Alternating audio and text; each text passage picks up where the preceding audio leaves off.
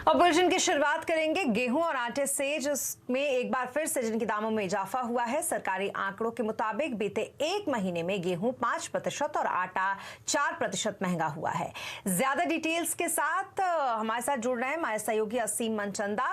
असीम, बताएं क्या कुछ डिटेल्स हैं इस वक्त आपके पास?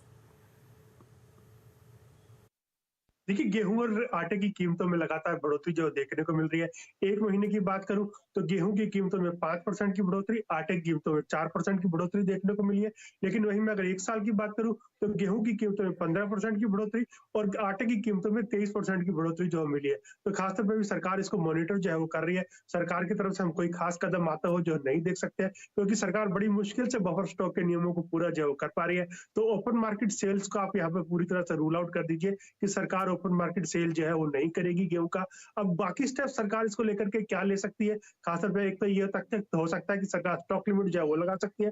दूसरा, सरकार जो है गेहूं पे इंपोर्ट ड्यूटी जो है वो कम कर सकती है। तो गेहूं पर अगले हफ्ते इंटरनेशनल कमेटी की बैठक जो होने वाली है, जो इस पूरे दामों की समीक्षा जो है वो करेगी। तो उसकी तरफ से हमको कोई स्टेप्स जो आते हुए जो है वो देख सकते हैं।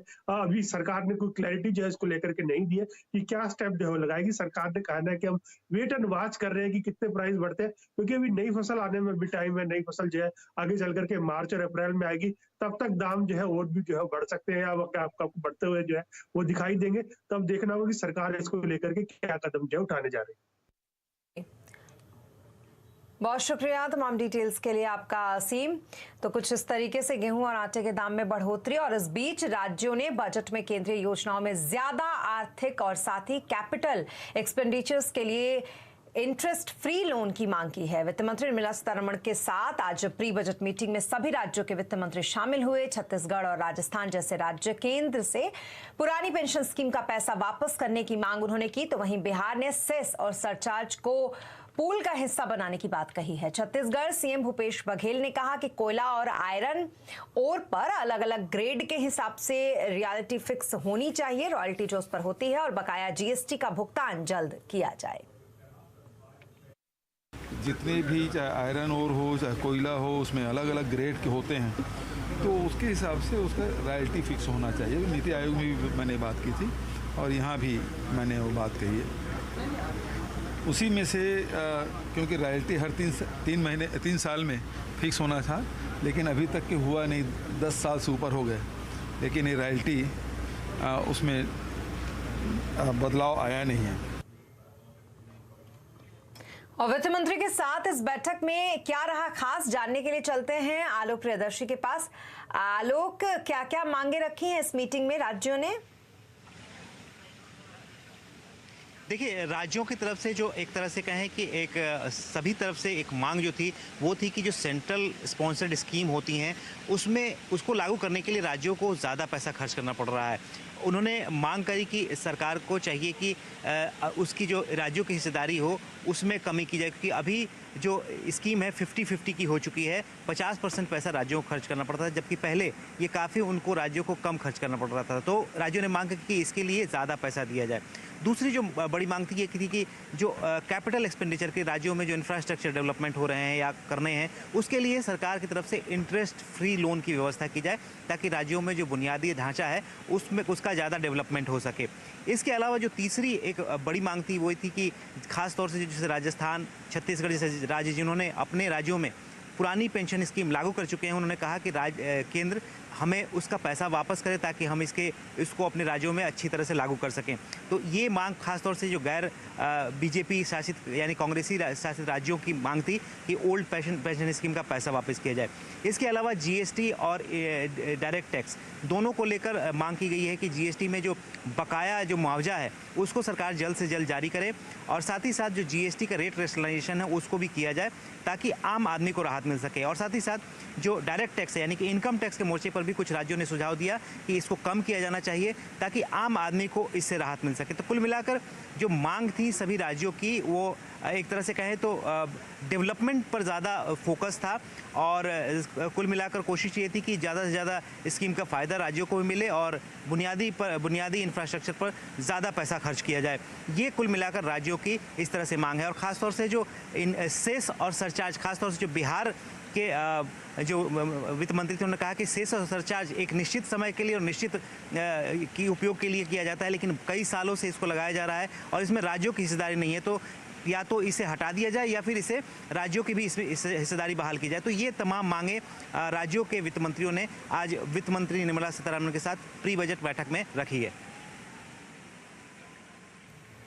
जी, बहुत शुक्रिया तमाम डिटेल्स के लिए आपका आलोक। तो कुछ इस तरीके से आज मीटिंग में ये मांगे राज्यों की तरफ से। और अब बात करते हैं मार्केट की। कारोबारी हफ्ते के आखिरी दिन बाजार आज दायरे में बंद हुआ। सेंसेक्स 21 पॉइंट चढ़कर 62,294 पर बंद हुआ, तो वहीं निफ्टी में ऊपरी स्तर से 350 पॉइंट से ज्यादा की गिरावट आज रही। निफ्टी 29 पॉइंट चढ़कर 18,513 पर बंद हुआ। स्मॉल कैप मिड कैप शेयरों में खरीदारी रही, तो वहीं आज के बाजार में सबसे ज्यादा तेजी रियलिटी मेटल शेयरों में देखने को मिली, तो वहीं पावर बैंकिंग शेयरों में हल्की बिकवाली आज देखने को मिली।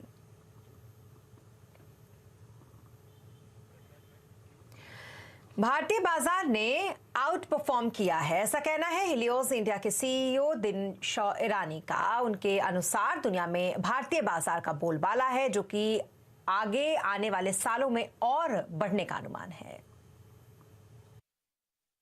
इंडिया ऑलरेडी काफी आउट परफॉर्म कर चुका है, एब्सोल्यूट में परफॉर्म नहीं किया है, लेकिन रिलेटिव जो आउट परफॉर्मेंस है वो काफी अच्छा हुआ है इंडिया का, और वो हमें लगता है कि चालू ही रहेगा। लेकिन अभी आप ये देखिए कि अगर जो दूसरे बाजार जो दुनिया के गिर रहे हैं, तो आउट परफॉर्मेंस का मतलब ये होता है कि हम या तो फ्लैट रहेंगे या थोड़े कम गिरेंगे।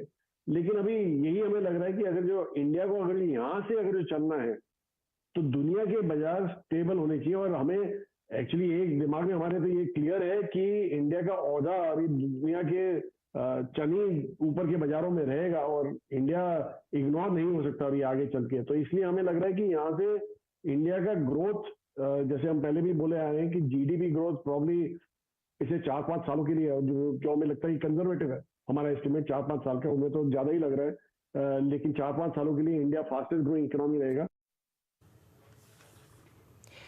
और बजट के लिए वित्त मंत्री के साथ बैठकों का दौर फिलहाल वित्त मंत्रियों के साथ जारी है। इस बार का बजट वित्त मंत्री के लिए कितनी बड़ी चुनौती है और क्या होना चाहिए बजट में, आज आवाज अड्डा में इसी पर करेंगे चर्चा शाम 7:57 पर।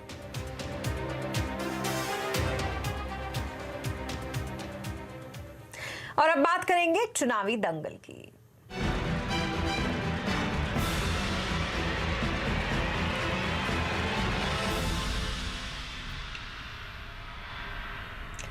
गुजरात में जैसे जैसे मतदान की तारीख नजदीक आ रही है, चुनावी पारा भी बढ़ता जा रहा है। राजनीतिक पार्टियों के बड़े नेता धुआंधार रैलियां कर रहे हैं। बीजेपी, आम आदमी पार्टी और कांग्रेस ने चुनाव में अपनी पूरी ताकत झोंक दी है।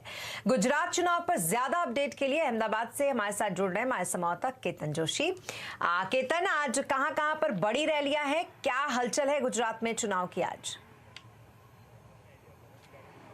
देखिए, बीजेपी ने धुआंधार प्रचार करने की अपनी परंपरा लगातार जारी रखी है। आज गृह मंत्री अमित शाह है, वो 5 जगह पर रोड शो कर रहे हैं, साथ ही साथ सभा भी कर रहे हैं। तो दूसरी ओर दक्षिण गुजरात का मोर्चा संभाला है स्मृति ईरानी ने, वो दक्षिण गुजरात में 3 जनसभाएं करेगी। तो जो केंद्रीय मंत्री धर्मेंद्र प्रधान है, वो आसाम के जो लोग सूरत में बस रहे हैं उनके साथ 1-on-1 मीटिंग करने वाले हैं। और अगर हम आम आदमी पार्टी की बात करें तो पिछले 1 सप्ताह से लगातार पंजाब के मुख्यमंत्री भगवंत मान है, वो रोड शो कर रहे हैं। आज भी वो दक्षिण गुजरात में फोकस कर रहे हैं। आज उनके 3 रोड शो है। रही बात कांग्रेस की, तो कांग्रेस के राजीव शुक्ला और शक्ति सिंह गोयल ने कोई रोड शो और सभा तो नहीं की, लेकिन प्रेस कॉन्फ्रेंस जरूर की।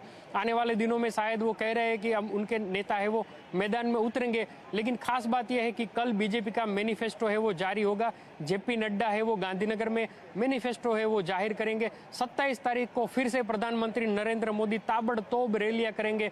और कल केजरीवाल का पूरा फोकस रहेगा सौराष्ट्र में वो 3 जनसभाएं और 3 रोड शो करेंगे। और हम अपने दर्शकों को बता दें कि जिस जगह पर अभी हम मौजूद है वो अहमदाबाद का पुलिस हेडक्वार्टर है, और यहाँ पर मतदान प्रक्रिया शुरू हो गई है। वो ऐसे कर्मचारी अभी मतदान कर रहे हैं जो लोग चुनाव प्रक्रिया में 1 और 5 दिसंबर को हिस्सा लेने वाले हैं, तो वो अभी से बैलेट पेपर के थ्रू वोटिंग कर रहे हैं। अब महज 50 मिनट बची है, मतलब सुबह से लेकर शाम 5 बजे तक ये वोटिंग जारी रहने का एक सिलसिला होता है। कल भी इसी तरह से पूरा का पूरा वोटिंग होगा। जो सरकारी कर्मचारी है वो चुनाव प्रक्रिया में हिस्सा लेने वाले हैं। तो हम कह सकते हैं कि अब 1 तारीख को सिर्फ 5 दिन बचे हैं। 5 दिन के बाद पहले चरण का वोटिंग होगा और नेता है वो मैदान में चुनावी जंग में आर पार की लड़ाई लड़ रहे हैं। जी, बहुत शुक्रिया तमाम डिटेल्स के लिए आपका केतन। तो कुल मिलाकर गुजरात में फिलहाल आर पार की लड़ाई के लिए सभी लगभग दिग्गज मैदान में, और गुजरात में एक और 5 दिसंबर को विधानसभा का चुनाव है, लेकिन इससे पहले सरकारी कर्मचारियों के लिए मतदान की प्रक्रिया शुरू हो गई है। ऐसे ही एक मतदान केंद्र का जायजा लिया हमारे संवाददाता केतन जोशी ने, आप भी देखिए। वैसे तो गुजरात विधानसभा का चुनाव मतदान है वो 1 और 5 दिसंबर को होना है, लेकिन अभी से बैलेट पेपर से वोटिंग है वो जारी है, खासकर सरकारी कर्मचारियों के लिए जो इस पूरी प्रक्रिया में शामिल रहने वाले हैं। इस वक्त हम अहमदाबाद के पुलिस हेडक्वार्टर में मौजूद है और यहाँ पुलिसकर्मी है वो अपना वोट दे रहे हैं। कल भी ये प्रक्रिया जारी रहेगी और पूरे गुजरात में अगले 2 दिन में चुनाव प्रक्रिया पूरी कर ली जाएगी, खासकर सरकारी कर्मचारियों के लिए जो कि चुनाव में पूरे शामिल रहेंगे। उस दिन शायद उनको टाइम नहीं रहता है, इसलिए ये सालों से एक प्रक्रिया आ रही है। वैसे तो ईवीएम से वोटिंग की जाती है, लेकिन सरकारी कर्मियों के लिए खास तौर पर बैलेट पेपर से ही यहाँ पर पूरा का पूरा है मतदान जारी है और फिर अलग अलग जगह पर उनको भेज दिया जाएगा। जिनकी कॉन्स्टिट्यूंसी है वहाँ से उनको उनके बैलेट पेपर को भेज दिया जाएगा। और 8 दिसंबर को जब मतदान गिनती शुरू होगी तो सबसे पहले बैलेट पेपर से ही ये गिनती शुरू होगी, बाद में ईवीएम मशीन को खोला जाएगा। तो हम कह सकते हैं कि गुजरात में चुनाव प्रक्रिया है वो शुरू हो चुकी है। केतन जोशी, अहमदाबाद। और चुनावी दंगल के बाद अब बात श्रद्धा मर्डर केस की, जिसमें आरोपी आफ्ताब का पॉलीग्राफ टेस्ट अभी भी जारी है। कल आफ्ताब का पॉलीग्राफ टेस्ट शुरू हुआ था। अब जब पुलिस ने उससे श्रद्धा के साथ रिश्ते और बॉन्डिंग पर सवाल पूछा तो वो पानी मांगने लगा। इधर मुंबई के पास भायंदर में खाड़ी में महाराष्ट्र और दिल्ली पुलिस ने आज सर्च ऑपरेशन चलाया। पुलिस को शक है कि आरोपी आफ्ताब ने श्रद्धा की हत्या के बाद उसका फोन इसी जगह फेंका था। ज्यादा जानकारी के लिए हमारे साथ जुड़ रहे संवाददाता आनंद तिवारी। आनंद, श्रद्धा मर्डर केस में जांच किस दिशा में अभी आगे बढ़ रही है? जी देखिए, श्रद्धा मर्डर केस में दिल्ली पुलिस के हाथ कई महत्वपूर्ण सुराग लगे हैं, साक्ष्य लगे हैं, लेकिन वो साक्ष्य क्या श्रद्धा हत्याकांड में कोर्ट में साबित हो पाएंगे, टिक पाएंगे, ये पुलिस के लिए बड़ी चुनौती है। इस पूरे मामले में पुलिस ने 2 लोगों के बयान दर्ज करे हैं जिन्होंने श्रद्धा के साथ मारपीट का जो जिक्र है वो दिल्ली पुलिस को किया है। और सीआरपीसी के 164 के बयान में भी बेंगलोर में भी एक दोस्त का दिल्ली पुलिस को पता चला है, उससे भी दिल्ली पुलिस संपर्क करने की कोशिश कर रही है। इसके अलावा दिल्ली पुलिस ने पूछताछ में ये जानकारी निकाली है आफ्ताब से कि आफ्ताब ने 1 से ज्यादा हथियारों का इस्तेमाल किया था इस पूरी कत्ल की वारदात को अंजाम देने के लिए। कत्ल की पूरी जो प्लानिंग है वो हिमाचल प्रदेश में रची गई थी और उसके बाद उसने एक सोची समझी साजिश के तहत मेहरौली के पास जंगलों के पास घर किराए पे लिया था और घर उसे बद्री ने मुहैया करवाया था, किराए पे दिलवाया था। न्यूज़ 18 इंडिया सीएनबीसी की टीम आज जो है वो बद्री के उस घर पहुंची थी जहां पर वो किराए पे रहता था और उसके जो मकान मालिक हैं उनसे जब हमने बात की, उनका कहना था कि मई के महीने में बद्री यहां से घर छोड़ के चले गया था। मई का महीना इसलिए महत्वपूर्ण है क्योंकि इसी महीने में आफ्ताब ने श्रद्धा के कत्ल की वारदात को अंजाम दिया था। बद्री से लगातार दिल्ली पुलिस पूछताछ कर रही है क्योंकि एक बड़ा राजदार है वो आफ्ताब से जुड़ा हुआ। इसके अलावा अभी कुछ देर पहले ही जो आफ्ताब है वो तीसरे बार की जो पॉलीग्राफ टेस्ट का जो आखिरी सेशन होता है उसमें शामिल होने के लिए एफएसएल दफ्तर पहुंचा है और उससे कुछ देर के बाद ही जो फॉरेंसिक साइंस लेबोरेटरी के जो अधिकारी हैं वो उससे पॉलीग्राफ टेस्ट का जो आखिरी सेशन है वो पूरा करेंगे। उससे कई तरह के सवाल जो है उससे पूछे जाएंगे और उनके जवाब काफी महत्वपूर्ण हैं क्योंकि कोर्ट में बहुत शुक्रिया आपका तमाम जानकारी के लिए। तो कुल मिलाकर अभी सवाल जवाब का सिलसिला जो है वो जारी और फिलहाल देखना ये कि उससे क्या कुछ निकल कर आता है। यहाँ रुकेंगे एक छोटे से ब्रेक के लिए।